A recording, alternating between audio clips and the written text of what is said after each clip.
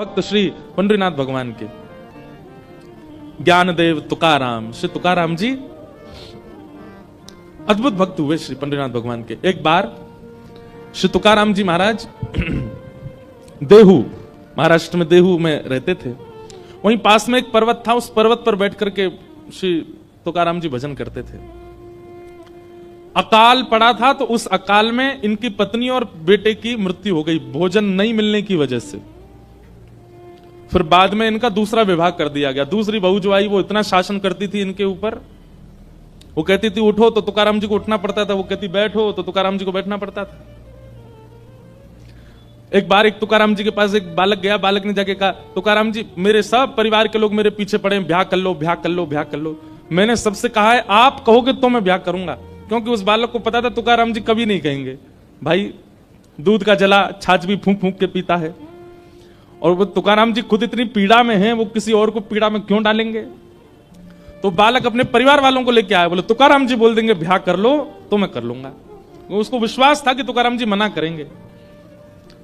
सब परिवार के लोग आए, बोले आप बोल दीजिए ये ब्याह नहीं कर रहा है, इतने दिन हो गए, आप बोल देंगे तो इसका ब्याह हो जाएगा। बोलता है आप बोल दोगे तो फिर ये ब्याह कर लेगा। तुकाराम जी बोले निश्चित अभी इसी वक्त इसका ब्याह कराओ। बालक बोला तुकाराम जी ये आप ईर्ष्यावश बोल रहे हो ना, आप ये चाहते हो कि जो पीड़ा आपको हो रही है वो मुझे भी हो। तुकाराम जी ने उसको उठा, इधर बैठ, क्या बात है।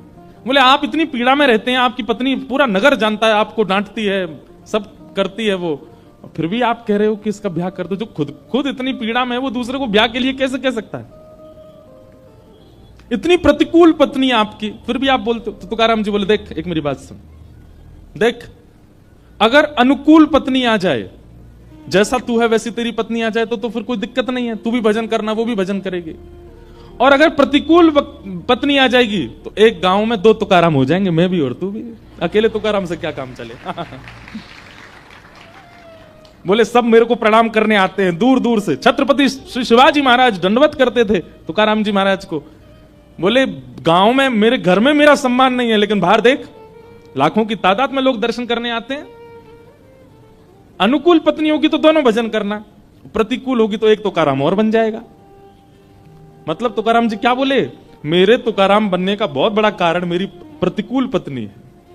ये विपरीत है, इसीलिए मैं ठाकुर जी के ज्यादा समीप हूं। ये अनुकूल होती तो इससे मेरा प्रेम हो जाता, ये मेरे अनुकूल होती तो मैं इसी का ध्यान रखता, इसी के पास रहता, इससे बातें करता, इसकी सुनता, इसी में ही रमा रहता। लेकिन ये प्रतिकूल है, इसलिए इसके बट का प्रेम भी मैं विट्ठल से करता हूं, और बस चुपचाप सुनता हूं, क्या बोलती है, जो कहती है सह लेता हूं, मारती है, कभी कुछ कह देती है तो कोई दिक्कत नहीं। ऐसे श्री तुकाराम जी महाराज। तो उनके बारे में मैं क्या बता रहा था कि हम लोग जब धन की अधिकता हो जाती है तो कहीं ना कहीं हमारे मन में आ जाता अब इससे कुछ भोग भोगा जाए, इससे कुछ ऐसा किया जाए जो पाप जन्य है। या विश्वास मानिएगा, धन अधिक हो जाए और व्यक्ति के जीवन में सत्संग नहीं है तो धन की अधिकता उसको कभी ना कभी पाप की ओर ले जाती है। तो जब छत्रपति शिवाजी महाराज को पता चला कि श्री तुकाराम जी महाराज की पत्नी और बेटा, पहली पत्नी और बेटा इसलिए मर गए क्योंकि अकाल में उनके यहां भोजन नहीं था, तो शिवाजी महाराज ने किसी से पूछवाया, बोले इनके घर की स्थिति कैसी है। तो बोले ज्यादा अच्छी नहीं है, बस ये भक्त हैं इसलिए इनका नाम तो बहुत है पर धन नहीं है इन पे। तो शिवाजी महाराज ने खूब सारी बैलगाड़ियों में भर करके सुंदर सुंदर रत्न भेजे तुकाराम जी महाराज के पास। मंत्री आया और मंत्री ने आकर के कहा, बोले महाराज छत्रपति शिवाजी महाराज ने आपके लिए कुछ भेंट भेजी है। भेंट को देख करके उन्होंने तुरंत मना किया, मुझे नहीं चाहिए, इसको ले जाओ।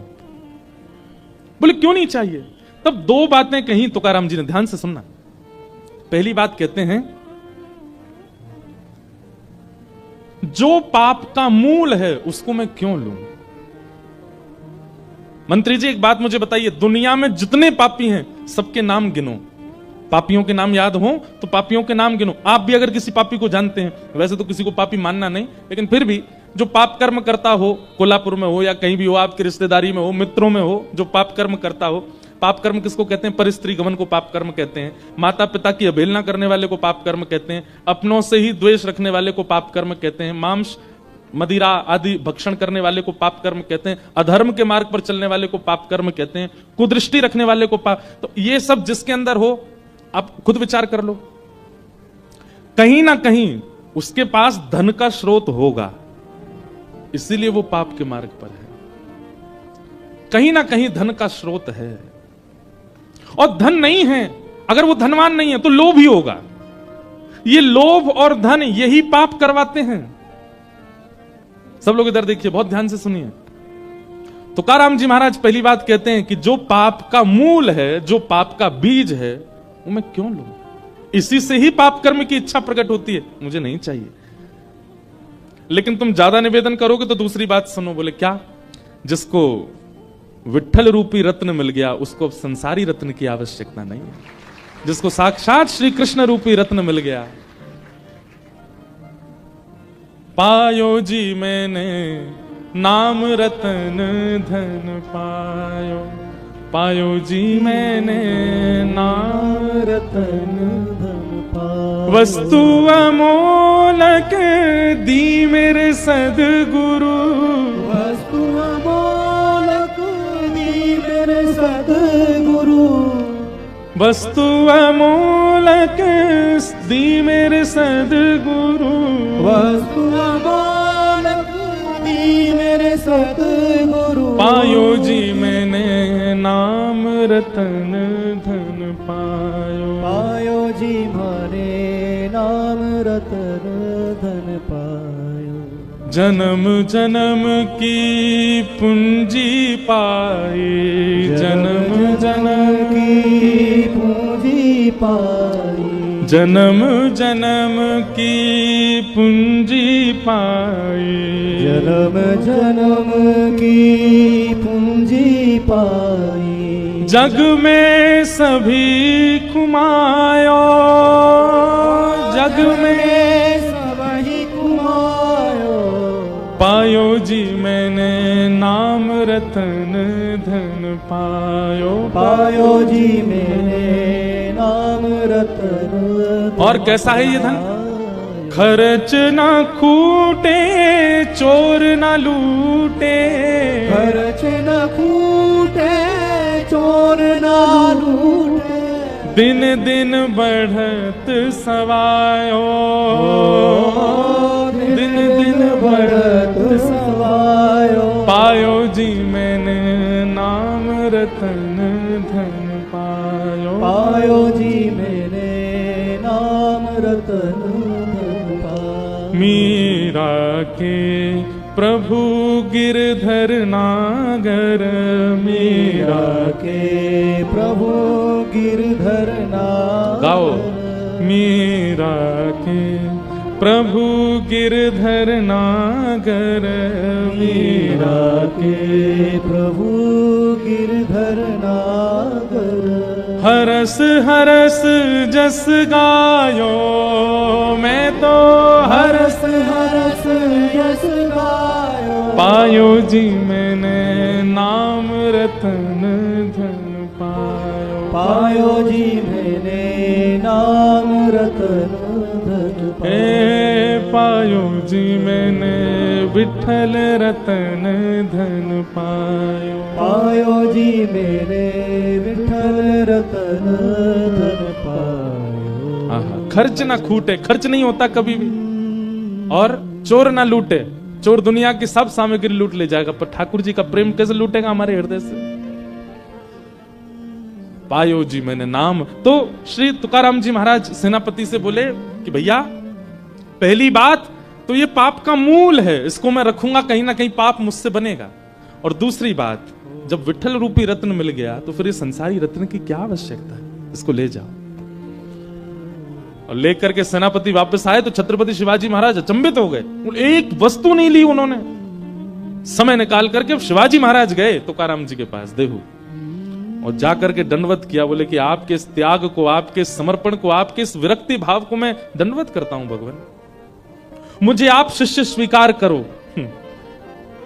आप सोचोगे धन नहीं लिया, शिवाजी महाराज को शिष्य तो बना लिया होगा, नहीं, वो भी नहीं किया। तुकाराम जी महाराज बोले, भगवान देखिए, आप पूरे राष्ट्र का गौरव हैं, आपकी वजह से हम संत महापुरुष प्रेम से भजन कर पा रहे हैं शिवाजी महाराज, पर आपका गुरु मैं नहीं हूं। वहां भी त्याग किया। हम आप में से कोई होता तो कोई छोड़ता? बोले अच्छा है। आज के प्रधानमंत्री समझ लो, अगर वो आ जाएं आपके घर तो आप मना करोगे? नहीं।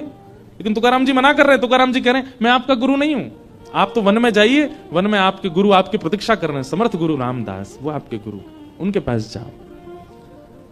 दीक्षा और गुरु रूप में समर्थ गुरु रामदास को स्वीकार किया छत्रपति शिवाजी महाराज ने, पर वे तुकाराम जी के प्रति भी गुरु भाव रखते थे। इतना बड़ा त्याग। मैं एक बात अपने जीवन में, अपनी कथा में कहा करता हूं कि भैया ठाकुर जी जीवन में आएंगे ना, एकला चलो रे, अकेले रहने का बहुत मन करने लगेगा। बहुत धन की कामना, बहुत संबंधों की कामना, बहुत नाम यश कीर्ति की कामना आप नहीं करोगे। भले ही अपने आप हो जाए आपकी कीर्ति, वो बात अलग है, पर आप बहुत सब चीजों से बचने का प्रयास करोगे। बहुत ज्यादा एकांत प्रिय लगने लगेगा। रखोगे नहीं, बांटोगे, लुटाओगे। लेकिन श्री कबीरदास जी क्या कह रहे हैं? डर लागे और हंसी आवे, अजब जमाना आया रे, धन दौलत ले माल खजाना, वैश्या नाच नचाया रे। संसार के लोग धन कमा करके कुछ गलत करने ही भागते हैं। आजकल के युवा जब जॉब करना शुरू कर देते हैं तो जैसे ही पैसा आता है तो कहां भागते हैं? मनाली जाएंगे, गोवा जाएंगे, कसौल एक जगह है हिमाचल में, वहां जाते हैं। हम तो उत्तर भारत में ही रहते हैं तो हमको तो पता है कहां कहां जाते हैं। उनसे कहो जगन्नाथपुरी चले जाओ, वहां तो कुछ मिलेगा ही नहीं। क्या नहीं मिलेगा? धुआं नहीं मिलेगा, पीला पानी नहीं मिलेगा, ये तो यही मिलेगा। वहां जाते हैं। मतलब धन की बढ़ोतरी होती हमारे मन में पाप आ जाता है। कबीरदास जी कह रहे हैं कितने आश्चर्य की बात है। और मुट्ठी भर अन साधु मांगे, कहे लाज नहीं आया रे। और यदि कोई मुट्ठी भर अनाज आपसे मांग लेता है तो उससे क्या कहते हैं? तुमको लज्जा नहीं आती है? चलो मेहनत करके कमाओ, खुद हमसे मांग रहे हो। वहां पर ये सारे दूषित काम करना धन से, उसमें हमको लज्जा नहीं होती। लेकिन किसी में दान पुण्य करना हो, संत महात्माओं को, आपको हम कहां तक बता दें, आप लोग आश्चर्य करोगे। हम तो कोई साधु नहीं है, कोई महात्मा नहीं है, संत नहीं है, हम आप सबकी तरह ही, हम भी गृहस्थी हैं, पर कथा करते हैं इसलिए लोग हमको बाबा जी बोल देते। कई जगह लोगों को लगता है इनमें कोई मंत्र शक्ति होगी, धीरे से कान में बोल देते हैं, ये जो प्रणाम कर रहे हैं ना, इनको एक बेटा हो जाए। अरे तो भाई हम पे, हमको कौन है, हम आशीर्वाद दे दो आप, इसका काम बन जाए। बालक आएंगे, कल हमारा एग्जाम है, हम पास हो जाएं। बताओ कैसी बात करते हैं आप। परिश्रम करिए, कर लीजिए, जो आपको चाहिए वो सब मिल जाएगा। पर फिर भी कई लोग सोचते हैं कि ये कोई साधु महात्मा है। फ्लाइट में अगर हम चले जाते हैं ना, तो हम तो ऐसे ही जाते हैं। फ्लाइट वाले अब तो नहीं, पर अब तो जानने लग गए हैं। अब तो सब रील्स वगैरह देखते रहते हैं, अब तो सब जगह पहचान वाले बहुत मिल जाते हैं। पहले की बात बता रहा हूं, जब जानते नहीं थे ना, तो धोती वाला जैसे हवाई जहाज में चढ़ता, उसको देख के उनको यूं लगता है ट्रेन नहीं थी क्या,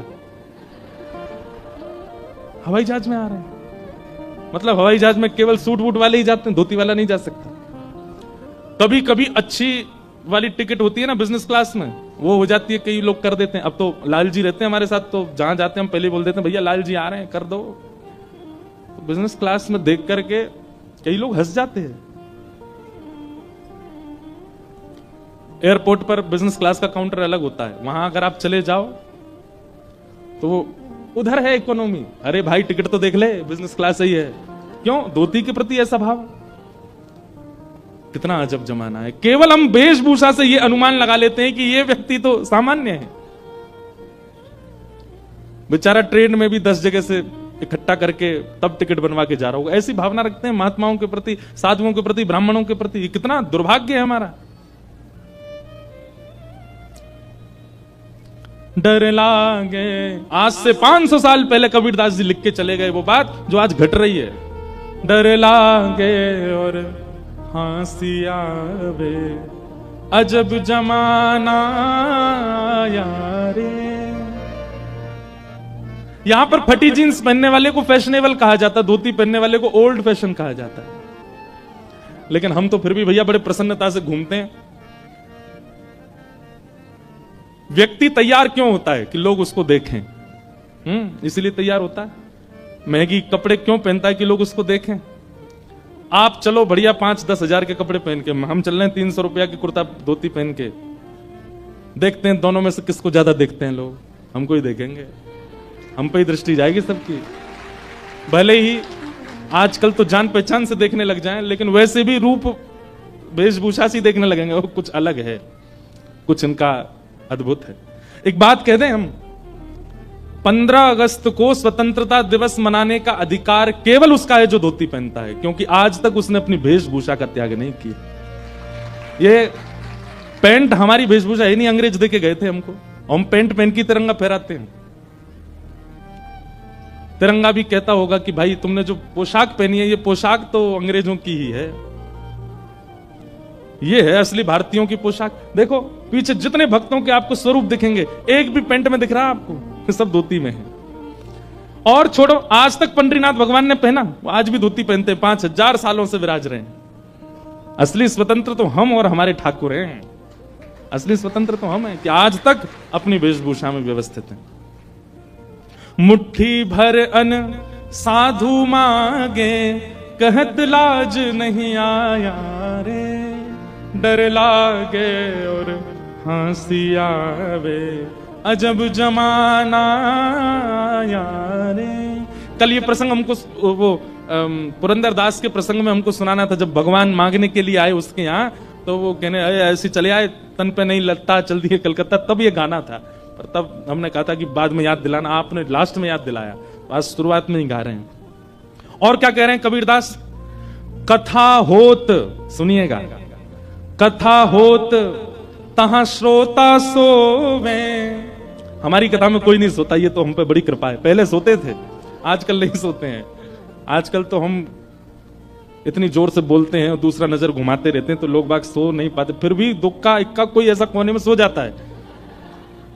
कथा होत तहां श्रोता सोवे, वक्ता मूड पछाया रे, डर लागे और हंसी आवे, अजब जमाना आया रे।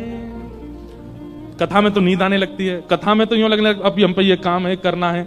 कथा में कई लोग व्यसनी बैठते हैं।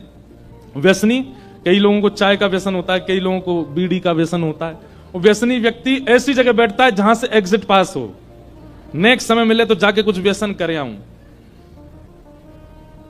लेकिन होए जहां कहीं स्वांग तमाशा, होए जहां कहीं स्वांग तमाशा, तनिक ना नींद सताया रे। यहीं बाहर अभी कोई तमाशा हो जाए, कोई स्वांग हो, कोई संसारी कुछ होने लग जाए, एक पल के लिए नींद नहीं आएगी। कथा में नींद आने लगती है। डर लागे और हंसी आवे, अजब जमाना आया रे। और भांग तंबाकू सुल्फा गांजा, भांग तंबाकू सुल्फा गांजा, मांस खूब उड़ाया रे, मांस खूब उड़ाया रे। भांग खाएंगे, तंबाकू खाएंगे, दुनिया भर के धुआं निकालने के आजकल तो नए नए फ्लेवर आ गए हैं। फ्लेवर्ड धुआं निकालते हैं अब लोग, अलग प्रकार। नेक नेक आगे खिसक आओ, थोड़े थोड़े, यानी बैरिकेटिंग तोड़ के नहीं, पीछे वाले नेक नेक आगे आ जाओ, थोड़ी थोड़ी जगह हो जाए। लेकिन रोज कह दिया जाए कि सुबह अपने ठाकुर जी का चरणामृत लिया करो, उसका नियम नहीं बना पाते। आप कभी बीड़ी पीने वाले, सिगरेट पीने वाले को देखो, नियम से पीता है। सुबह उठते ही पिएगा, भोजन के बाद फिर पिएगा, दोपहर में फिर पिएगा, शाम को फिर पिएगा, रात में सोने से पहले फिर पिएगा। नियम, उसको कोई बताना नहीं पड़ता, वो नियम से। और खत्म हो जाती, खुद खरीदने जाता, किसी से मंगाता भी नहीं है, नियम से पीता है। लेकिन हरि चरणामृत नैमन धारे, हरि चरणामृत नैमन, रोज उसको कहें, गुरुजन कहते हैं कि भाई ठाकुर जी का चरणामृत रोज पान किया करो। ऑफिस आए, चरणामृत लिया था, बहुत देर हो रही थी, जल्दी में भाग लिया मैं तो। वो इतना भारी लग जाता है, 2 बूंद हरि चरणामृत का इतना भारी लगता है कि उसका नियम नहीं बना पाते हम लोग। हरि चरणामृत नेम न धारे, हरि चरणामृत नेम न धारे, महुआ चाखन आया रे। ये मध्य प्रदेश में एक वो होती है, एक फल होता महुआ, उससे शराब बनती है। हरि चरणामृत। अच्छा एक बात बोलूं, आपको बुरा नहीं मानना, महाराष्ट्र में मैं जब घूमता हूं ना तो मैं देखता रहता हूं दुकानों के ऊपर जो नाम बड़े सुंदर भगवान के नाम पे यहां पे नाम रखते हैं। अमृत तुल्य चाह। सारी चायों की दुकान यही होंगे, अमृत तुल्य। और एक जगह तो मेरा सिर घूम गया, एक बार का नाम था हरि चरणामृत। मैंने कहा वाह भैया, सोम रस हरि चरणामृत और जाने क्या क्या। वैसे अभी मन में ऐसा भाव आया कि एक कोई ऐसी, वैसे वो दुकान चलेगी नहीं, लेकिन कभी किसी ने विचार किया एक ऐसी दुकान खोली गई, वहां क्या है बोले केवल इस नगर में जितने मंदिर हैं वहां के सारे चरणामृत इकट्ठे करके वो दिए जा रहे हैं लोगों को। कोई जाएगा ही नहीं वहां पर, कोई नहीं पिएगा। वहां ऊपर लिखा जाए अमृत तुल्य चरणामृत, कोई नहीं पिएगा। चाय की दुकान पर कितनी लंबी भीड़ लगती है। कोई ऐसी योजना बनावे कि जैसे कोल्हापुर में जितने मंदिर हैं, महालक्ष्मी जी का मंदिर है और भी जो जो मंदिर हैं, सब जगह का थोड़ा थोड़ा चरणामृत इकट्ठा करके और एक जगह व्यवस्थित, भैया कोई भी आओ, ठाकुर जी का चरणामृत है, कोई रकम नहीं है इसकी, 10 रुपया 20 रुपया 5 रुपया जो आपको बढ़िया लगे वो दान पेटी में दो और थोड़ा चरणामृत लेके जाओ, तब भी भीड़ नहीं लगेगी वहां पे। रात्रि में इतना चरणामृत बच जाएगा कि वो गैया कोई पिलाना पड़ेगा। ऐसे हम लोग हो गए हैं। कबीरदास जी कह रहे हैं हरि चरणामृत नेम न धारे, हरि चरणामृत नेम न धारे, महुआ चाखन आया रे, महुआ चाखन आया रे।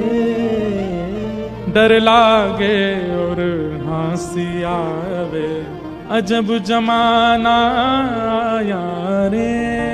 डर लागे और हंसी आवे, अजब जमाना।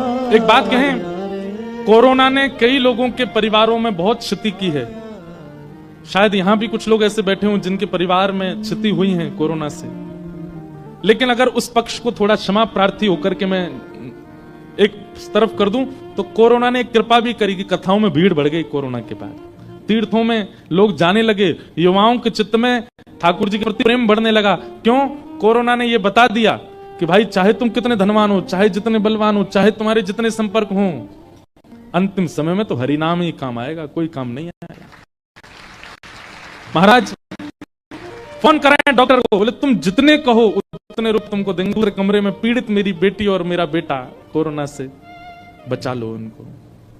डॉक्टर कह रहा है तुम पूरी संपत्ति दे दो, तो भी मैं तो बस प्रयास कर सकता हूं देखने। उस समय हरि याद आए सबको, उस समय ठाकुर जी याद आए और उसी समय की कृपा, आपको पता नहीं अनुभव हुआ, हमें तो अनुभव हुआ। कोरोना के बाद लोगों में श्रद्धा उमड़ने लगी, विश्वास जग गया ठाकुर जी के लिए, प्रेम हो गया। क्यों? क्योंकि ये स्पष्ट हो गया कि भाई ठाकुर जी की कृपा से ऊपर कुछ नहीं है। तो डर लागे और हंसी आवे, अजब जमाना रे। उल्टी चलन चली दुनिया की, उल्टी चलन चली दुनिया की, ताते जिए घबराया रे, ताते जिए घबराया रे। हाँ कहत कबीर सुनो भई साधो, कहत कबीर सुनो भई साधो, फिर पाछे पछताया रे, फिर पाछे पछताया रे। डर लागे और हंसी आवे, अजब जमाना आया रे। डर लागे और हंसी आवे, अजब जमाना आया रे। ये पद हमको कल गाना था कि ऐसा अभी बहुत अच्छे समय पे हम लोगों का जन्म हो गया भैया। अभी जो हम लोग जीवन, जो वर्ष चल रहा है ना, ये बहुत अच्छे हैं।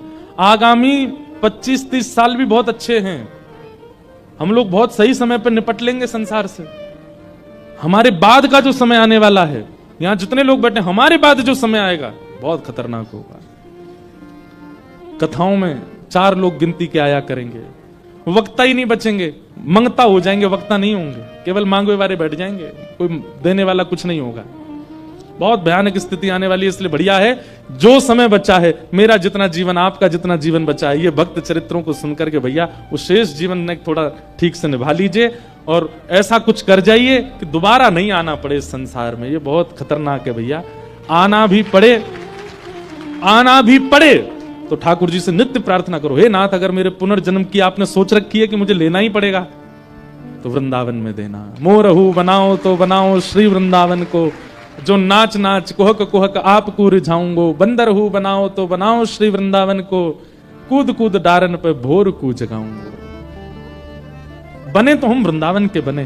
ठाकुर जी से ये 2 ही प्रार्थना करते हुए अपना भक्त जीवन व्यतीत करना है। आगामी शेष, पहला कि हे नाथ या तो पुनर्जन्म देना नहीं, और देना हो तो वृंदावन में देना।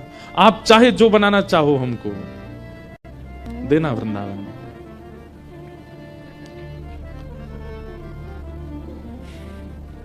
ऐसे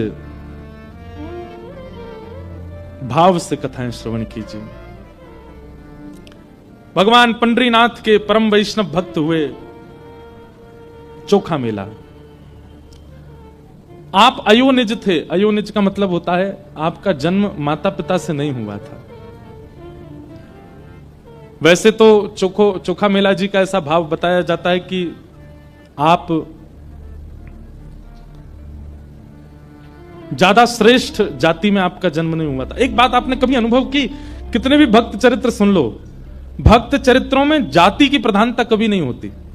ये जाति बिरादरियों का ज्यादातर पॉलिटिक्स लोग में, पॉलिटिशियन में ही इसका ज्यादातर भेद चलता है। हम लोगों में घोले जाने वाली ये बातें ज्यादातर ये राजकीय रूप से हमारे अंदर घोली जाती है। भक्ति भाव में कहां है बताइए मुझे। कितने नाम में गिना दूं ऐसे जिनको जाति के रूप में छोटा बताया गया और ठाकुर जी ने उनको हृदय से लगाया। उन्हीं के एक प्रमाण है चोखा मेला। श्री तुकाराम जी महाराज, वे भी ब्राह्मण नहीं थे पर उनको सब वंदन करते थे। श्री नामदेव जी महाराज, केवल ब्राह्मण होना सर्वाधिक श्रेष्ठ का भाव नहीं होता है। आप किसी भी जाति में हो, ठाकुर जी के रहो। और एक बात हम कहें, ये जाति में जन्म लेना एक प्रकार का टास्क है। ठाकुर जी कह रहे हैं तो मैं सामर्थ हो तो अपने भक्ति भाव से अपनी इस जाति के बंधन को तोड़ के दिखा, अपनी इस जाति से ऊपर निकल के दिखा। आज हमारे भारत के एक राष्ट्रपति पूर्व रहे एपीजे अब्दुल कलाम, थे मुस्लिम, पर क्या उनको साधुओं ने वंदन नहीं किया? क्या उनको संतों ने स्वीकार नहीं किया? शंकराचार्य भगवान ने भी उनको स्वीकार किया। सब संत महापुरुष ब्राह्मण सब उनको देखते तो हाथ जोड़ते थे, सब ने स्वीकार किया। क्यों? क्योंकि उन्होंने एक जाति से ऊपर उठ गए वे, इसलिए सबने स्वीकार किया। इसलिए भैया हमारी प्रार्थना है कि अपने मन से, अपने भाव से, अपने कर्म से, अपने स्वभाव से ऊपर उठिए। आपको कोई देखे तो देख करके आपके प्रति ये भाव यह निश्चित ब्राह्मण ही होगा, निश्चित वैष्णव ही होगा, निश्चित ऐसा ही होगा। चोखा मेला जी, आपके माता पिता नैष्ठिक ब्राह्मण थे, पंडरीनाथ भगवान का दर्शन करने के लिए जा रहे थे और दर्शन करने जाते समय कुछ आम साथ में ले जा रहे थे भगवान को अर्पित करने के लिए। कई बार बंधुओं ऐसा होता है कि ठाकुर जी को आपके द्वारा प्रदत्त वस्तु बहुत ज्यादा प्रिय लग जाती है, तो ठाकुर जी के सन्मुख पहुंचने से पहले ही ठाकुर जी किसी योजना से उसको स्वीकार कर लेते। एक बार एक बालक आया मेरे पास वृंदावन, वो बोला महाराज जी मेरे साथ तो बहुत बुरा हो गया, रोने लगा। मैंने क्यों? बोले मैं जीवन में पहली बार बरसाना गया आज। मैंने कहा अच्छा, तो इसमें बुरा क्या हुआ? बोले मैं सोचा मैं श्री जी के लिए कुछ ले जाऊं, उनको बहन मानता हूं अपनी श्री राधा रानी को, तो मैं केला लेकर के गया। मैंने कहा अच्छा। मैं ऑटो में बैठ के गया था, पीछे बैठा था, भीड़ बहुत थी ऑटो में, पीछे लटक गया। एक जगह ब्रेकर आया तो ऑटो थोड़ा धीरा हुआ और इतने में बंदरों की टोली आई, सारे केले लेके भाग गए। महाराज जी पहली बार मैंने कुछ ले जाने का योजना बनाई और बंदर ले गए उसको। मैंने कि अरे बावड़े, बंदर नहीं लेके गए, श्री जी को वो इतने बढ़िया लग रहे थे कि श्री जी प्रतीक्षा नहीं कर पा रही थी कि तू बरसाना आवे फिर सिद्धि चढ़े ऊपर जाके केला चढ़ावे, इसलिए पहले ही अपनी मंडली भेज दी, जाओ इससे हरण करके ले आओ, हमको लाके पवा दो। उसका मन इतना प्रसन्न हो गया, बोले सच में ऐसा ही हुआ? मैंने कि भैया सच में ऐसा ही भयो है, तू विश्वास मान ले मेरी बात को। श्री जी रह ना पा रही, श्री जी बोली अब कब आवेगो, कब देखो मुझको, पहले ही आते छीन के ले आओ। कभी अगर ऐसा कुछ हो कि आपने कुछ विचार किया है ठाकुर जी के लिए लेके जाने के लिए और मार्ग में ही कोई किसी कारणवश वो वस्तु आपसे दूर हो जाए, तो समझ जाना ठाकुर जी रुके नहीं, ठाकुर जी से सहन हुआ नहीं, ठाकुर जी बीच में ही योजना बना करके ले लिया। इसका मतलब ये भी नहीं है कि कहीं खो जाए तो उसको ढूंढो ही नहीं, ठाकुर जी ले गए होंगे। प्रयास तो करना चाहिए, कोई सामग्री गाड़ी में खो गई या होटल में खो गई तो ढूंढो, ढूंढने पर भी ना मिले तो फिर उदास नहीं होना, फिर तो यही सोचना है कि पंडरीनाथ भगवान ने स्वीकार कर लिया। कितने ऐसे उदाहरण मैं आपको दे सकता हूं, उन्हीं में से एक है चोखो मेला का चरित्र। आपके माता पिता इतने भाव से आम लेकर के जा रहे थे ठाकुर जी को अर्पित करने के लिए, ठाकुर जी के मुंह में पानी आ गया। ठाकुर जी को फल से, ठाकुर जी को व्यंजन से रुचि नहीं होती, ठाकुर जी को व्यंजन लाने वाले के भाव से रुचि होती है। जैसे हमारा भाव कैसा है, हमारी सब्जी देख करके, मिठाई देख करके मुंह में पानी आता है, ठाकुर जी व्यंजन से मुंह में पानी नहीं आता, व्यंजन लाने वाला, बनाने वाला किस भाव से, उससे ठाकुर जी प्रसन्न होते हैं। आप दुनिया भर के मिर्च मसाले बढ़िया करके खिचड़ी बनाओ, ठाकुर जी नहीं आते। पर कर्मा भाई वो बिना नहाए धोए बनाती है, और कभी कभी खिचड़ी चलाने के लिए अपने दांतुन के पिछले भाग से चला देती है, दांतुन करते करते, और बिना नहाए धोए पात्र में लेकर के ठाकुर जी के आगे धर देती है। श्री जगन्नाथ जी दौड़े दौड़े आते हैं उसकी खिचड़ी पाने। क्यों? व्यंजन की दृष्टि से, व्यवहारिक दृष्टि से और मेरी आपकी दृष्टि से वो खिचड़ी पाने योग्य नहीं है, पर बनाने वाली का भाव इतना श्रेष्ठ है कि ठाकुर जी जगन्नाथपुरी से दौड़ के आते थे खिचड़ी पाने। तो एक बात याद रखिएगा, आप यदि ये सोचते हैं कि श्री पंडरीनाथ भगवान को विशिष्ट व्यंजन दिया जाए, विशिष्ट व्यंजन उनको प्रिय नहीं है, देने वाले का स्वभाव कितना विशिष्ट है, तो फिर वस्तु चाहे कितनी भी सामान्य हो ठाकुर जी को प्रिय लगती है। भैया सबरी के चरित्र में क्या हुआ? सबरी ठाकुर जी के लिए बेर लेके बैठी है, तो उसके मन में आया कि मैं ठाकुर जी को खट्टे बेर नहीं खिला सकती, तो पहले चख के देखती है, मीठा होता है तो ठाकुर जी को देती है, खट्टा होता है तो फेंक देती है। अब ठाकुर जी झूठा नहीं पाते, लेकिन सबरी का भाव इतना प्रिय है, सबरी के प्रेम इतने प्रिय हैं कि ठाकुर जी उसको पाने लगे। एक चरित्र ऐसा आता है कि ठाकुर जी पाते थे, सबरी इतने में दूसरा बेर चख करके देती थी, ठाकुर जी के हाथ में ऑलरेडी एक होता था, तो ठाकुर जी उसको लेके पीछे खड़े लक्ष्मण जी को देते, लो लक्ष्मण जी पाओ। लक्ष्मण जी बेर लेके कहते झूठा है, मैं किस खाऊं? तो राम जी तो बैठे हैं बेचारे, अब उनसे तो दूर फेंक देते, तो ऐसे मुंह चलाते, हाँ खा रहे हैं। लेकिन राम जी जानते थे, बोले लक्ष्मण खा नहीं रहा, फेंकता जा रहा है दूर। जब लक्ष्मण जी को शक्ति लगी और श्री हनुमान जी महाराज संजीवनी बूटी लेकर के आए, पूरा पर्वत लेकर के आए, वैद्यों ने संजीवनी निकाल करके जैसे लक्ष्मण जी को प्रदान की, लक्ष्मण जी जीवित हो गए। तो जब वापस लौट करके अयोध्या गए, तो लक्ष्मण जी ने राम जी से कहा, भैया आपकी आज्ञा हो तो ये संजीवनी पर्वत जो है लंका में आया है हिमालय से, जिससे हमारे प्राण रक्षा हुई, इसको अयोध्या ले चलें। क्यों? बोले इसमें बढ़िया बढ़िया संजीवनी बूटी है, कभी किसी को पीड़ा होगी दे दिया करेंगे। तब राम जी बोले, इन संजीवनी बूटियों से केवल तुम्हारी प्राण रक्षा हो सकती थी और किसी की नहीं होगी। लक्ष्मण जी बोले क्यों? ये तो संजीवनी बूटी है। बोले संजीवनी बूटी कैसे निर्मित हुई? बोले कैसे हुई? बोले सबरी जो झूठे बेर कर करके देती जा रही थी और तुम खा के नहीं फेंकते जा रहे थे, वही संजीवनी बूटी बने। उस सबरी के झूठे उच्छिष्ट बेर ही संजीवनी बूटी बने, और उनसे ही तुम्हारी प्राण रक्षा हुई है। इससे तुम्हारी ही प्राण रक्षा होती और किसी की नहीं होती। भाई राम रावण युद्ध में तो लंका में इतने सारे राक्षस भी मारे गए, स्वयं रावण भी मारा गया, संजीवनी पर्वत तो वहीं था, लाके बूटी कोई दे देता उनको, बच जाते वे लोग भी। पर नहीं, केवल लक्ष्मण की प्राण रक्षा हुई, क्योंकि वो सबरी के उच्छिष्ट बेर, उसके मुख में अमृत है, प्रेम का अमृत, भाव का अमृत, भक्ति का अमृत, उससे बचे हो तुम। तब लक्ष्मण जी बोले, मैं भाव समझ नहीं पाया सबरी का।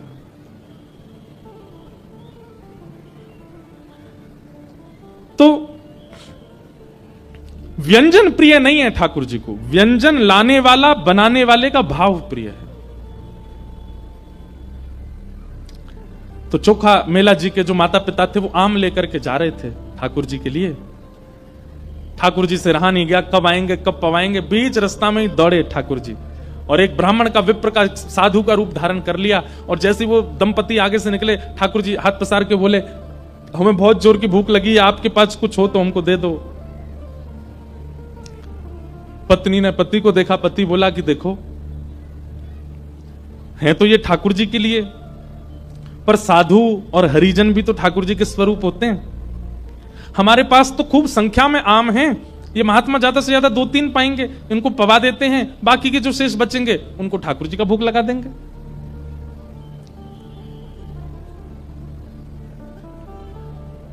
वैसे ये नियम नहीं है।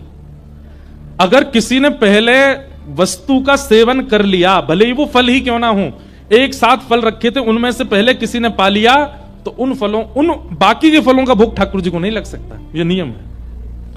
पर कहीं कहीं भक्तों के चरित्र में ऐसी लीलाएं भी आती हैं। अब मेरे तो बहुत सारे चरित्र आते हैं, तो मैं सब सुना दे रहा हूं। हमारे ब्रज में हुए श्री गोविंद दास। कौन? गोविंद दास ठाकुर जी के सखा थे, ठाकुर जी उनके साथ खेलते थे।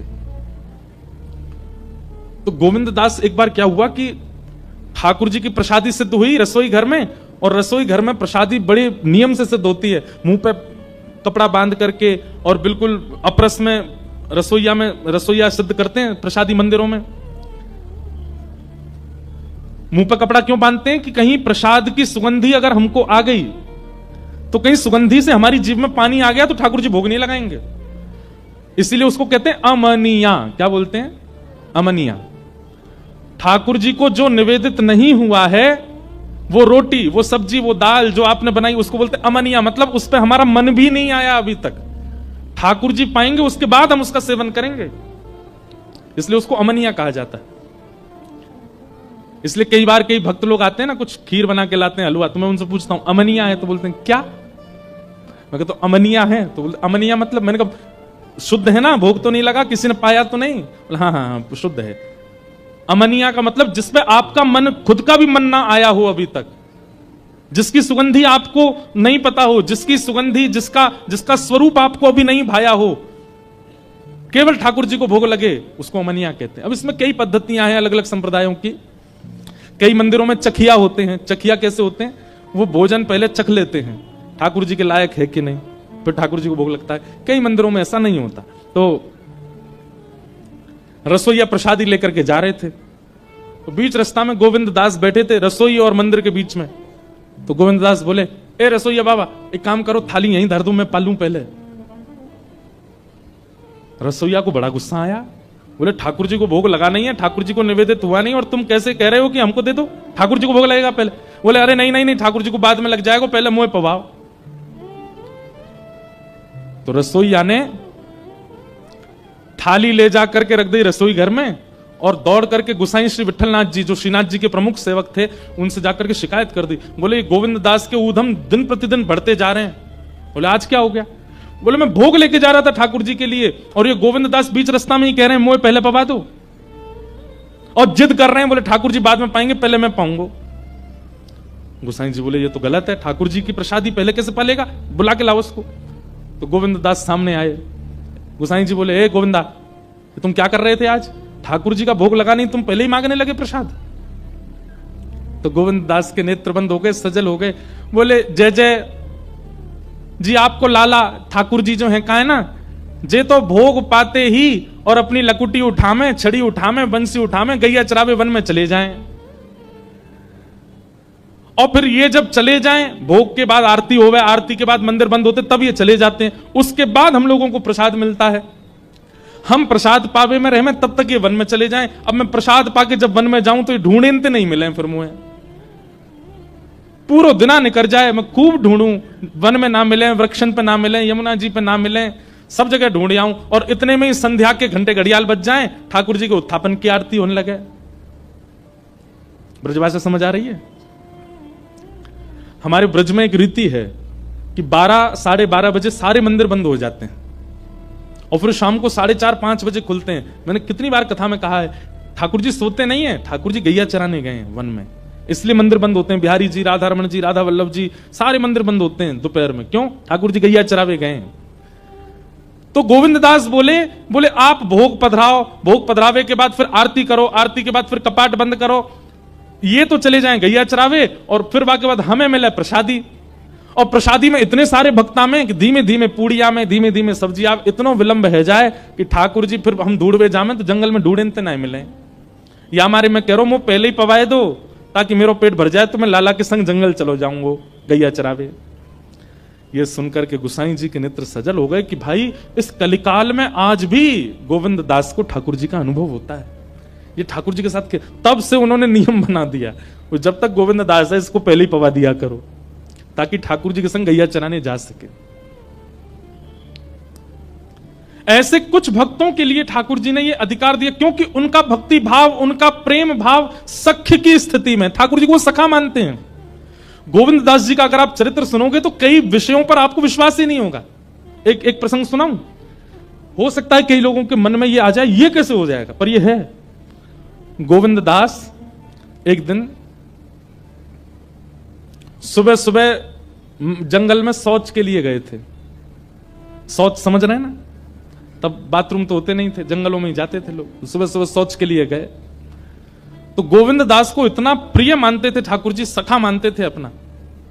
हमारे श्रीनाथ जी को पता चली गोविंद दास जंगल गए हो, ठाकुर जी भी पहुंच गए। अब यहां गोविंद दास निवृत्त हो रहे हैं जंगल में और ठाकुर जी ने देख लिया, अच्छा वहां बैठो है। तो ठाकुर जी बेर तोड़ तोड़ के लाए और पीछे से ऐसे मारने लगे उन्होंने। और गोविंद दास ने देखे कायरो है, तो देखे ठाकुर जी तो बेर मार रहे हैं। अब इस बात पर कौन विश्वास करेगा, पर ये लीला है, ठाकुर जी करते थे गोविंद दास के साथ।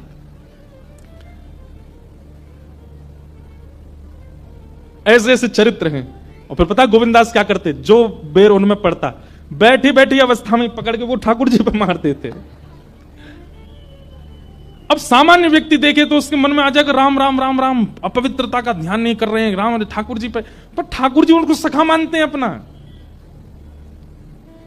हुआ ऐसा था कि भगवान केवल 11 वर्ष ब्रज में रहे। जब श्री कृष्ण आए तो केवल 11 वर्ष ब्रज में रहे। ठाकुर जी की लीला करने का अभी और मन था, ऊधम करने का अभी और मन था, ठाकुर जी वो ऊधम कर ही नहीं पाए। इसलिए ठाकुर जी कलिकाल में दोबारा श्रीनाथ जी के रूप में प्रकट हुए और फिर प्रकट होकर सूरदास, कुम्मनदास, गोविंद दास, छीत स्वामी और इन सब अष्ट सखाओं के साथ ठाकुर जी ने फिर दोबारा से वही सब क्रीड़ाएं की। उसमें से श्रीदामा का जो रूप, जो ठाकुर जी के मित्र श्रीदामा हैं, वही कलयुग में गोविंद दास बन के आए। तो ठाकुर जी को लज्जा नहीं होती थी। एक लीला ऐसी आती कि एक दिन ठाकुर जी गोविंद दास के ऊपर चढ़ गए और बोले अब घोड़ा बन जा, मुझको शेर करा। तो गोविंद दास ऐसे चल के उनको घोड़ा बन के घूम रहे थे। इतने में गोविंद दास रुक गए। ठाकुर जी बोले का भयो, जय जय नेक उतर जाओ। बोले काय को, मोकू नेक लघु शंका लगी है, नेक में चलो जाऊं। ठाकुर जी बोले बाबड़े, कोई घोड़ सवारी करे और घोड़ा को लघु शंका लगे तो घोड़ा बातें बोले कि उतर जाओ, मैं लघु शंका जाऊंगो। गोविंदास बोले ना ना वो तो ना बोले। बोले वो कहा करे, बोले सवारी बैठी रहे, वो तो वैसे ही कर ले। बोले तू भी वैसे ही कर। और आप विश्वास नहीं मानेंगे, गोविंद दास ने सोचा कि नहीं नहीं नहीं, मैं ठाकुर जी की सेवा में हूं, मैं पूर्ण रूपेण सेवा में ही रहूंगा। इस वक्त मैं घोड़ा हूं तो मुझे घोड़े का ही भाव रखना है और धोती में ही। और किसी ने यह दृश्य देख लिया और जाकर के गुसाई जी को शिकायत कर दी। बोले गोविंद दास बिल्कुल उसने आचार मर्यादा सब पानी में बहा दिया, ऐसे कर रहा था जंगल में। गुसाई जी ने बुलाया तब गोविंद दास ने बताया। बोले जय जय बैठे पीठ पे, मुझसे बोले अब तू घोड़ा है भैया, कोई घोड़ा कहे कभी कि भैया उतर जाओ, मैंने जा रहा हूं जंगल झाड़ी है क्या आऊं, घोड़ा तो चल तो फिर तो कर ले, या हमारे मैंने कर ले। गुसाई जी ने तब से नियम बना दिए। बोले भाई गोविंद दास की कोई शिकायत मत किया करो मुझसे, उसको सब चीज की छूट है। क्यों, ठाकुर जी उसके संग ही रहते हैं। ऐसे सखा श्री गोविंद दास सुना रहे थे। चोखो मेला जी का चरित्र आ गए गोविंदास जी। गोविंदास जी का एक पद गा देते हैं। बहुत सुंदर सुंदर पद हैं श्री गोविंद दास।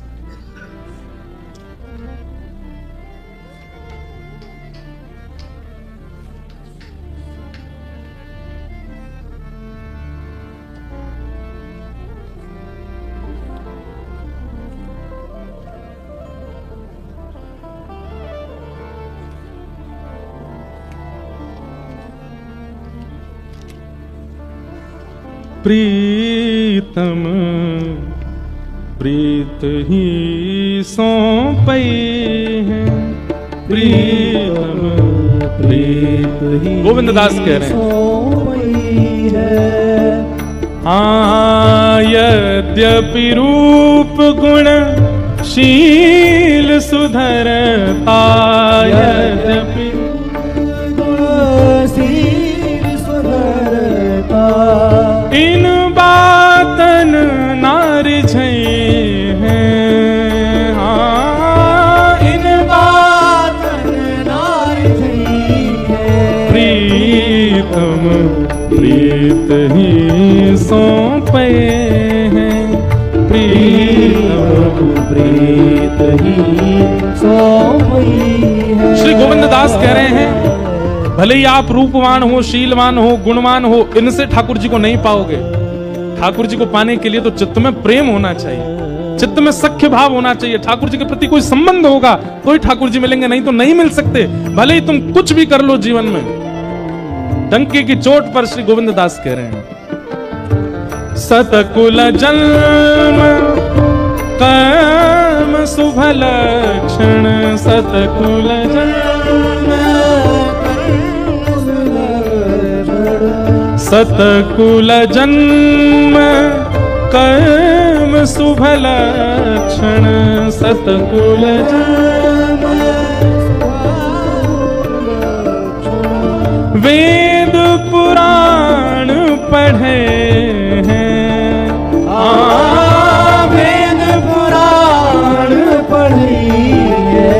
प्रीतम प्रीत ही सौंपे हैं। प्रीतम प्रीत ही सोई है। प्रीतम प्रीत ही सौंपे हैं। प्रीतम प्रीत ही सोई है। ओ गोविंद प्रभु स्नेह सुवालो, गोविंद प्रभु स्नेह सुवालो, गोविंद प्रभु स्नेह सुवालो, गोविंद प्रभु स्नेह सुवालो, रसना कहाँ जो नचे हैं। रसना ढूंढ गई है। प्रीतम प्रीत ही सौंपे हैं। प्रीतम प्रीत ही सोई है। प्रीतम प्रीत ही सौंपे हैं। प्रीतम प्रीत ही सोई है। केवल प्रेम प्राप्त करा सकता, मोहन प्रेम बिना नहीं मिलता, चाहे कोटि कर लो उपाय। ऐसे श्री गोविंद दास। तो ठाकुर जी एक साधु का रूप बना करके आ गए और आकर के चोखा मेला जी के माता पिता से कहने लगे, हमें कुछ पवा दो। उनके माता पिता ने विचार किया, इतने सारे आम हैं हमारे पास, 2-3 इनको पवा देते हैं, बाकियों का भोग लगा देंगे ठाकुर जी को। और कोई मांगता तो वो आम उच्छिष्ट हो जाते, लेकिन एक साधु मांग रहा है तो इसलिए इस आम को ठाकुर जी स्वीकार कर लेंगे। और उन्होंने एक आम दिया। ठाकुर जी क्या करें पता है, साधु के रूप में आए, पूरे नहीं पाते, थोड़ा थोड़ा ऐसे पाते हैं, थोड़े थोड़े चौंकते हैं और फिर उसको जो माता जी थी उनकी गोद में डाल देते हैं। फिर कहते हैं दूसरा दो, दूसरा दो, दूसरा आम लेते हैं, फिर उसको लेते हैं, फिर उनकी झोली में डाल देते हैं। तीसरा, अब बेचारे आजकल के तो थे नहीं जो टोक दें, आजकल के लोग तो बड़े विचित्र हैं ना, उस समय के थे तो कुछ बोले नहीं, एक के बाद एक मांगते जाएं, थोड़ा थोड़ा चखें और उनकी झोली में डालते जाएं। ऐसे कर करके ठाकुर जी ने सबरे आम खा लिए जितने थे, एक भी नहीं छोड़ा पंडरीनाथ जी के लिए। तो पंडरीनाथ ही आए साधु के रूप में, बेचारे अंतिम आम देख करके एक दूसरे का मुख देखने लगे। पति पत्नी बोले, देवी ऐसे ही मान लो कि पंडरीनाथ नहीं पाए हैं, अब तो हो गया, अब क्या भोग लगेगा ठाकुर जी को। और साधु सबरे आम पाकर, हाँ भैया बढ़िया आनंद आ गया, अब तुम लोग जो क्रिया में जा रहे हो चले जाओ। और झूठे आम, चुखे हुए आम उनकी पत्नी की झोली में डाल दिए। और ऐसा कहकर के महात्मा तो वहां से ऐसे चलते बने जैसे कोई उनकी ट्रेन छूट रही हो, तुरंत चले गए। ठाकुर जी थे ना। दोनों पति पत्नी सोचने लगे अब खाली हाथ जाएं ठाकुर जी के पास, कोई बात नहीं, ऐसे ही मान लेते हैं कि ठाकुर जी आके पाके चले गए। चलो देवी अब ये झोला का क्या करोगी, इसको कहीं पधरा दो, तो सब उच्छिष्ट हो गए। पति उठ करके चलने लगे, पत्नी उठी झोला कहीं रखने के लिए बढ़ी आगे, तभी उन्होंने कहा खोल के एक बार दृष्टि तो कर लूं। जैसे ही खोल करके देखा तो वहां आम की गुठली और छिलका तो गायब, एक नन्हा सा बालक था उसमें झोली के भीतर। और पत्नी इतना घबरा गई, बोले अब क्या करूं। पति दूर निकल गए थे, बोले पता नहीं ये बालक कहां से आया, ये कैसे आया, क्या हुआ। समझ गए कि निश्चित ही श्री ठाकुर जी ने कृपा करके दिया है, और उस बालक को वहीं नदी के तट पर छोड़ करके और प्रणाम करके वहां से चली गई। क्यों समाज को क्या बताऊंगे कहां से आया ये बालक। सब लोगों की तो दृष्टि होती है ना, परिवार के घर के सब लोग देखते हैं भाई, 9 महीना पहले ही सबको खबर चल जाती है, फिर सबको पता होता है कौन सा महीना चल रहा है, क्या हो रहा है क्या नहीं हो रहा। रिश्तेदारों का काम क्या, यही तो करते रहते हैं वो। अब ये इनकी पत्नी सोची किसी ने सुना नहीं आज तक कि मैं गर्भवती थी, ना मेरा 9 महीने का कोई समय ऐसा निकला, अचानक बालक लेके जाऊं तो कहीं जीवन पर्यंत मुझे भी सुनना पड़ेगा, इस बालक को भी पता नहीं कोई स्वीकार अस्वीकार कर दे, इसलिए वहीं छोड़ के चली गई। क्योंकि ठाकुर जी ने आम को चोखा और उनकी पत्नी की गोद में मेला मतलब दे दिया, इसलिए उस बालक का नाम पड़ा चोखा मेला। तभी एक सामान्य परिवार के दंपति वहीं नदी के तट पर आए हुए थे, उनके कोई संतान नहीं थी। स्नान करके ठाकुर जी से नित्य कहते थे कि एक हमें बालक की प्राप्ति हो जाए जो ठाकुर जी का परम भक्त हो। तभी उन्होंने देखा कि एक बालक की रोने की आवाज आई, दौड़ करके जाके देखे तो नन्हा सा बालक वो वहां था। मानो पंडरीनाथ भगवान ने ही कृपा करके अपना, अब ये अयोनिज का मतलब क्या होता है, ये माता पिता से जन्मे नहीं है, ये ठाकुर जी से प्रकट हुए हैं। ऐसे कई भक्त हुए हैं जिनका जन्म नहीं हुआ, जो ठाकुर जी की कृपा से ही आए हैं। हमारे श्री हनुमान जी महाराज वे भी अयोनिज हैं, ठाकुर जी की कृपा से ही पधारे हैं। परसों हनुमान जयंती है और परसों हम कथा में हनुमान चरित्र ही सुनाएंगे, संपूर्ण श्री हनुमान जी का ही चरित्र कहेंगे, उनके जन्म की पूरी कथा सुनाएंगे जैसी यथामति होगी परसों, क्योंकि भक्तराज तो श्री हनुमान जी हैं। परसों श्री हनुमान जी से ही प्रारंभ होगा, सुबह सुबह आ जाना सवेरे। तो ऐसे भक्त हुए श्री चोखा मेला। आप धीरे धीरे बड़े हुए, बचपन से ही श्री पंडरीनाथ विठल भगवान के प्रति आपका खूब प्रेम भाव था। कभी कहीं कथा होती, कोई संत दिख जाते, महापुरुष दिखते, तो आप जाकर के दूर से बैठ करके उनका प्रवचन भजन सुनते थे।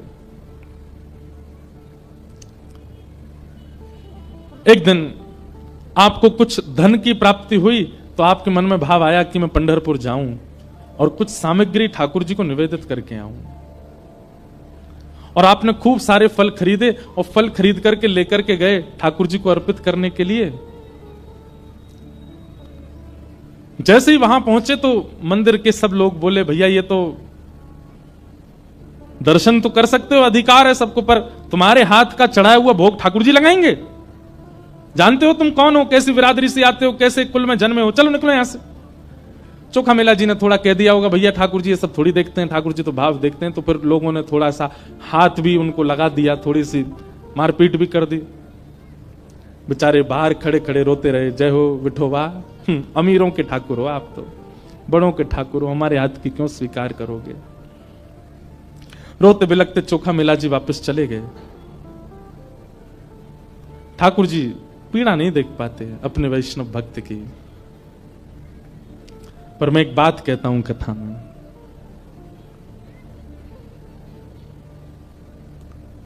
देता है कन्हाई जिसे प्रेम की दशा, देता है कन्हाई जिसे प्रेम की दशा,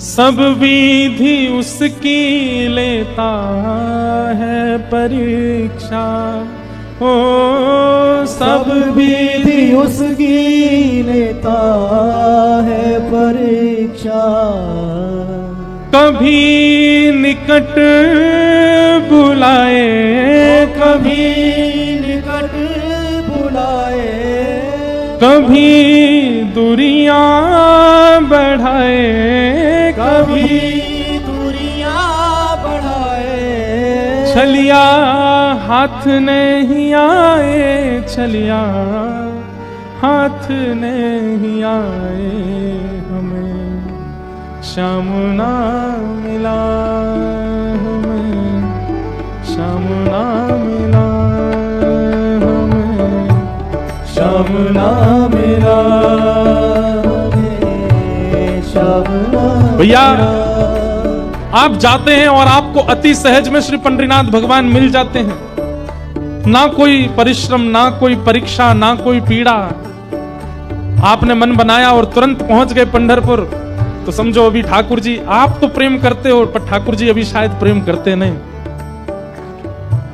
ठाकुर जी प्रेम करना प्रारंभ करेंगे तो पता क्या होगा। 1 महीना से प्लान बनना है, वृंदावन जाएंगे, वृंदावन जाएंगे। अब तो सब तैयारी हो गई, कपड़े लग गए, सामान लग गया, सब व्यवस्था हो गई। और जैसे ही वृंदावन आने में केवल 3 दिन का समय रहा, वृंदावन जाने की तिथि आ गई। 3 दिन पहले ही कुछ ऐसा होगा कि नहीं जा पा रहे, नहीं बन पा रहा कोई कार्यक्रम। व्याकुल हो जाओगे, व्यथित हो जाओगे, परेशान हो जाओगे, क्या करें। तब भी हाथ पैर मार करके कुछ योजना बनाओगे कि कैसे भी हम चले जाएं। पैसा ज्यादा खर्च करके फ्लाइट की टिकट देखोगे तो पता चलेगी उस दिन फ्लाइट ही नहीं है।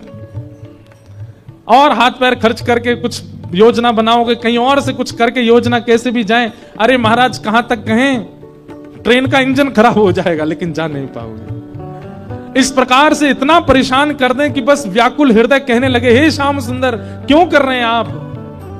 और तब सब जगह प्रयास करके हार जाओगे, बैठ जाओगे, नहीं जा पाओगे वृंदावन। तब समझना ठाकुर जी प्रीति प्रेम करते तभी इतनी परीक्षा ले रहे हैं। सहजता में मन बनाया और पहुंच गए अपने गुरु घर, पहुंच गए वृंदावन, पहुंच गए पंढरपुर और बड़े आराम से दर्शन करके तुरंत लौट भी आए। तो समझना आप एक तरफा प्रेम में हो, आप करते हो, ठाकुर जी नहीं करते। ठाकुर जी करेंगे तो इतनी सहजता से दर्शन देंगे नहीं, बहुत छेड़ेंगे आपको रास्ते में। और तब मुख से यही निकलेगा, हे सुन राधिका दुलारी,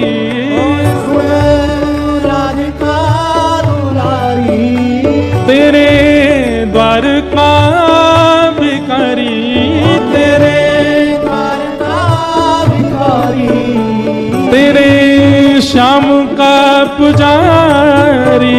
एक पीड़ा है हमारी, हमें श्याम ना मिला, हमें श्याम ना मिला, हमें श्याम ना मिला, हमें श्याम ना मिला। बोल वृषभानु दुलारी की।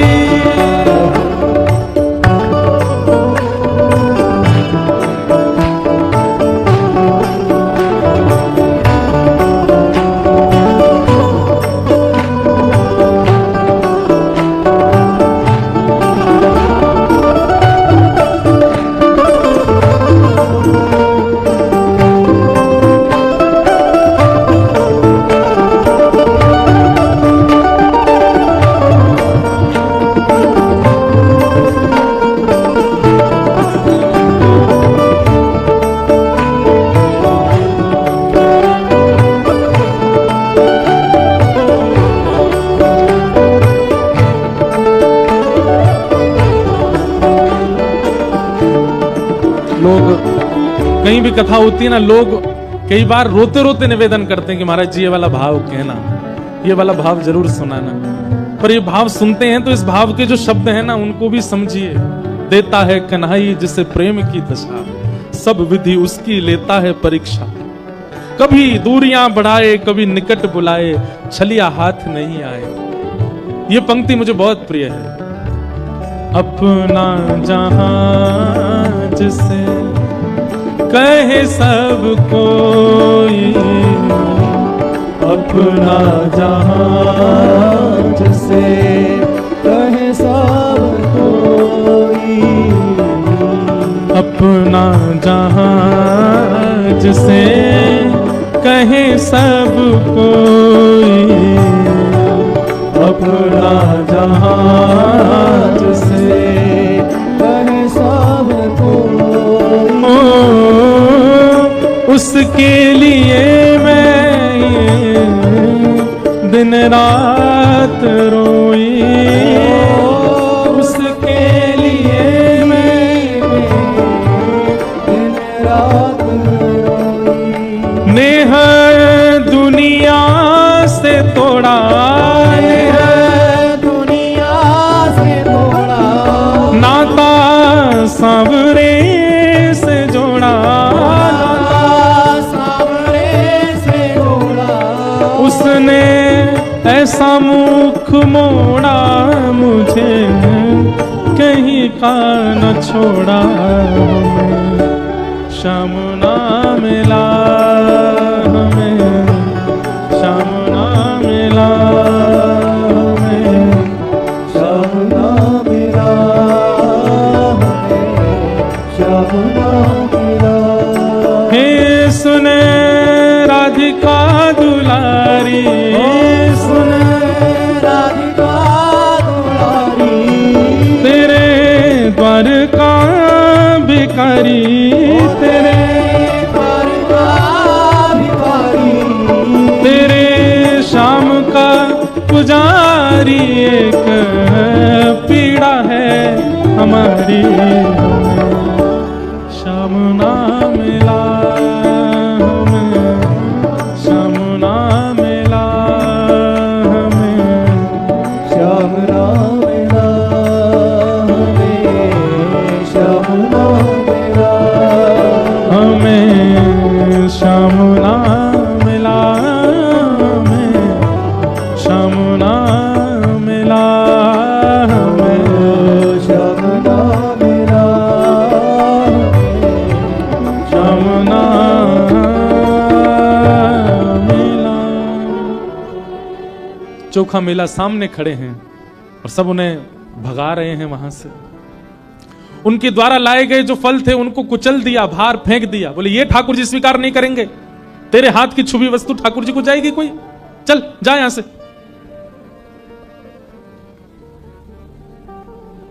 चोखा मेला रोते रोते चले गए, भोजन नहीं किया आज पूरे दिन। शरीर में कई घाव हो गए थे चोखा मेला जी के, और सोचने लगे हे पंडरीनाथ, आप केवल श्रेष्ठ जाति वालों के ही हो, आप केवल धनवानों के ही हो, हमारे नहीं हो। मन में कई प्रकार की भावनाएं उत्पन्न होने लगी। ठाकुर जी व्याकुल हो गए और अर्धरात्रि का समय चोखा मेला अपने घर के बाहर पेड़ के नीचे बैठे थे। इतने में कस्तूरी की बढ़िया सुगंधी आने लगी, छम छम आवाज आने लगी और सुंदर तेज पुंज जैसा दूर से दिखाई देने लगा। चोखा मेला बोले ये कैसा अद्भुत दृश्य दिख रहा है। और तभी देखते हैं कि महाराज सिर पर सुंदर मुकुट विराजमान, कानों में मकराकृत कुंडल, अपने कमर पर हाथ धारण किए हुए चलते हुए बढ़िया ललित त्रिभंगी चाल से चलते हुए साक्षात श्री विठ्ठल भगवान पंडरीनाथ चोखा मेला के सामने आ रहे हैं। देख लिया, समझ गया, पहचान गया कि ठाकुर जी। पर जैसे एक प्रेम में स्वभाव होता है ना कि प्रेमी पहले कुछ गलत करके फिर मनाने आता है तो दूसरा प्रेमी रूठ के और बैठ जाता है। चोखा मेला ऐसे बैठ गए, देखे ही नहीं रहे ठाकुर जी को। ठाकुर जी बोले चोखा, पहली बार अपना नाम ठाकुर जी के मुख से सुना है, रोंगटे खड़े होने लगे, मन में आनंद हो रहा है पर रूठ के बैठे। मैं कहा करता हूं बंधुओं, जहां प्रेम बहुत किया गया हो वहां रूठना, गुस्सा करना, लड़ना, झगड़ना, थोड़ी नोक झोंक करना ये अधिकार में आ जाता है। जहां प्रेम अतीत में किया गया हो।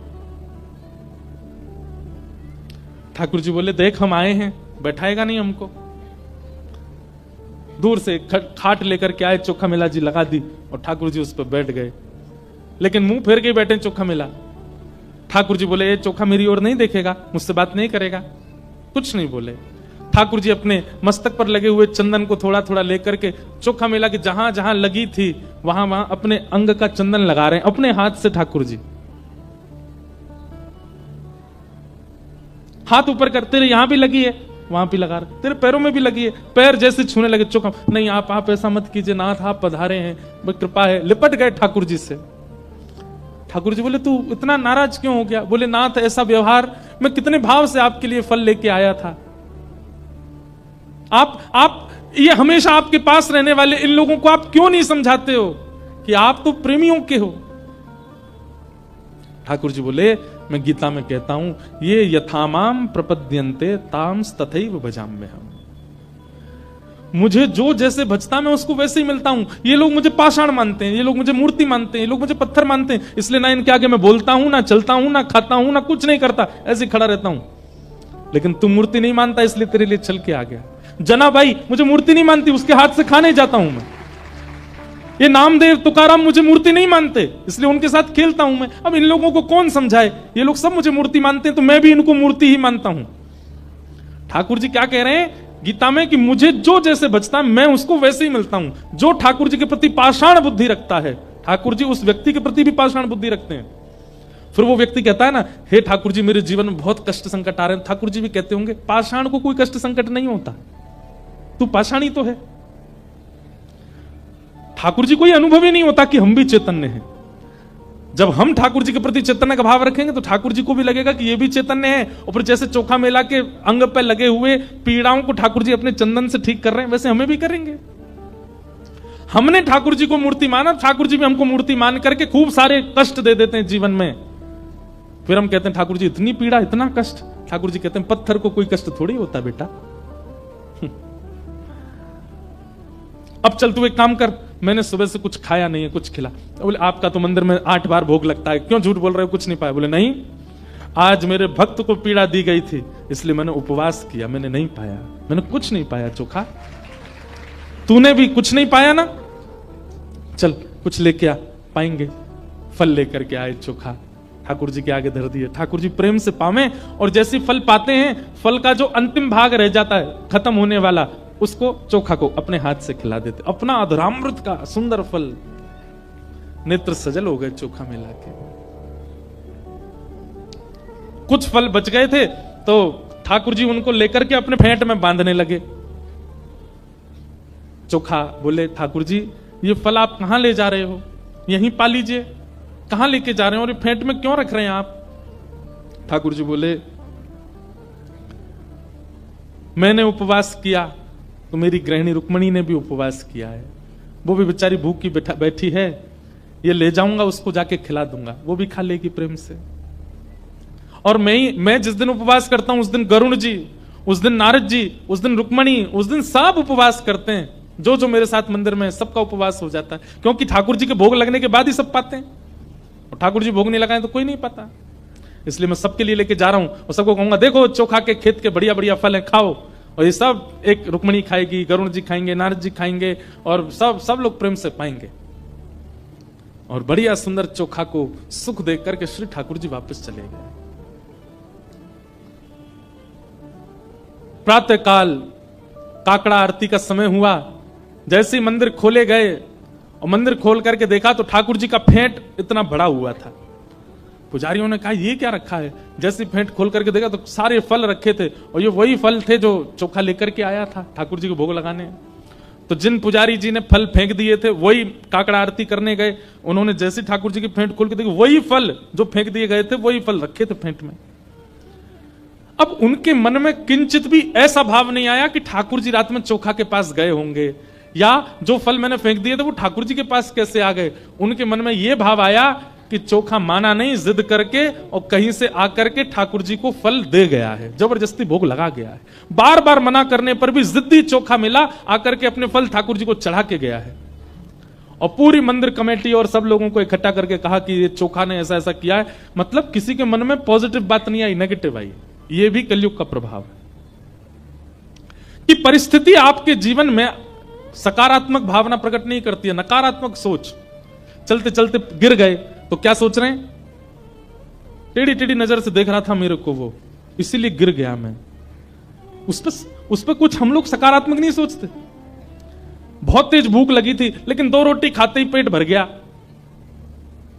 तीसरी रोटी अब मन नहीं हो रही, इच्छा नहीं हो रही। क्यों? तुम तो पाने के लिए बैठे थे, बहुत कह रहे थे भूख लगी, 2 रोटी में ही हो गया काम। मुझे नजर लग गई है किसी की, अपने आप ही सोच लेते हैं।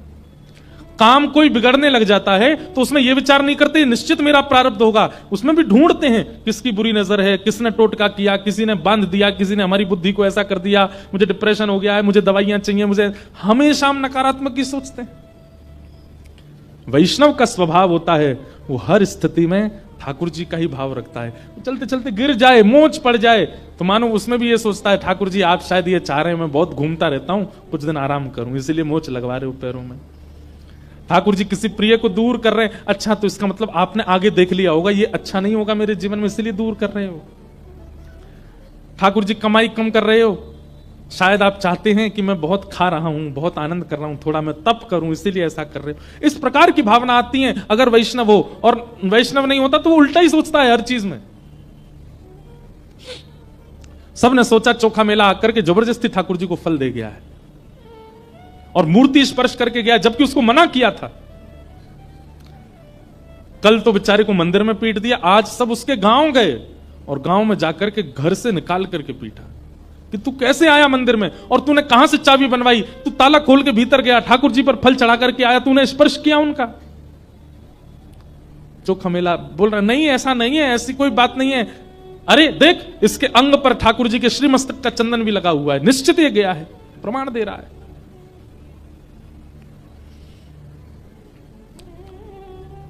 बेचारे चोखा मेला की स्थिति दयनीय कर दी और लौट करके सब पुजारी पंडा और सब समाज के लोग, इससे कोई आप ये मत सोचना कि पुजारियों की निंदा की जा रही है, उस समय पर उस काल में ऐसी विचारधारा वाले लोगों की निंदा हो रही है, आप पुजारियों के प्रति कुदृष्टि मत रखना।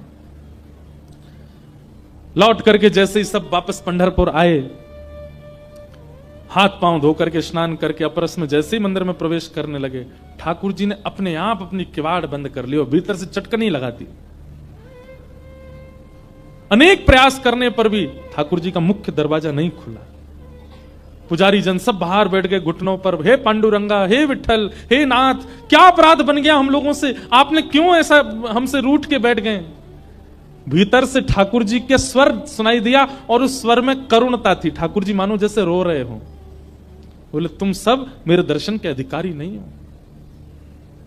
अरे बेचारा मेरा भक्त चोखा मेला आया और आकर के फल लेकर के आया, तुमने यहां फेंक दिए, तो मुझे दया आ गई, मैं रात्रि उसके घर गया, उसके शरीर पर घाव देख करके अपना चंदन लगाया, उसके घर के उसके खेत के उपजाए हुए फल खा करके आया, रुक्मणी जी के लिए लेकर के आया, फेंट में बंदे देख करके तुम्हारे मन में किंचित भाव नहीं आया कि इतनी सुरक्षा में मंदिर में कैसे आ जाएगा चोखा मेला। मैं गया था उसके पास और तुम लोगों ने उसको इतनी पीड़ा देकर के आए हो। तुम लोग मेरे दर्शन के अधिकारी नहीं हो। आज से लेकर के पृथ्वी के अंत तक मैं वचन लेता हूं कि अब मैं किसी को दर्शन नहीं दूंगा।